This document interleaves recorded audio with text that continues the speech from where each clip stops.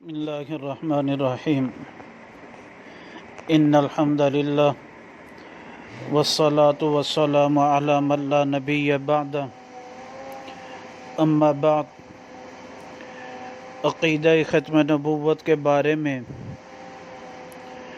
108 number حدیث مبارکہ بیان کی جا رہی ہے۔ یہ حدیث مبارکہ المعجم الاوسط جلد نمبر 4 صفحہ نفر 283 جو ہے اور رقم الحدیث 5996 ہے۔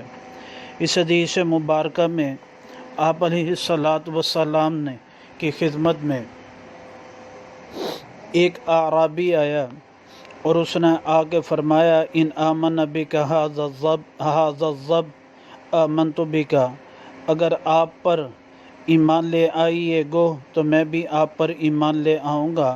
فقال رسول اللہ صلی اللہ علیہ وسلم یا ظب، پس آپ علیہ الصلاۃ والسلام نے فرمایا اے گوہ، فتکلم الظب بکلام عربی مبین، گوہ نے عربی زبان میں کلام کیا، یفہم القوم جمیعاً، ساری قوم اس کو سمجھ رہی تھی۔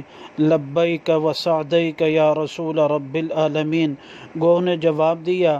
پھر آپ علیہ الصلاۃ والسلام نے پوچھا من تعبد، کس کی کہ تو عبادت کرتی؟ قال، اس نے فرمایا الذی فی السماء عرش وفی الارض سلطان وفی البحر سبیل وفی الجنت رحمت وفی النار عذاب، فرمایا اس خدا کی رب کی عبادت کرتا ہوں جو آسمان میں جس کا عرش ہے، زمین میں جس کی بادشاہت ہے، دریاؤں سمندروں میں جس کے راستے ہیں، جنت میں اس کی رحمت ہے، جہنم آگ میں اس کا عذاب ہے۔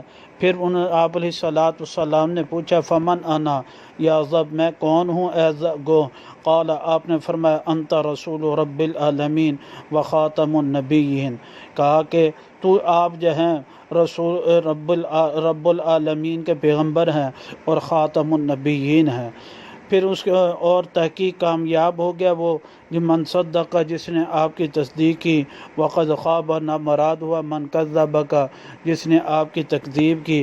پھر بدو نے اعرابی نے کہا اشہد ان لا الہ الا اللہ وانک رسول اللہ حقا، اس سے معلوم ہوا جنگلی وحشی جانور بھی آپ علیہ الصلاۃ والسلام کی خاتم النبیین پر ایمان لانے والے تھے۔ بسم اللہ الرحمن الرحیم۔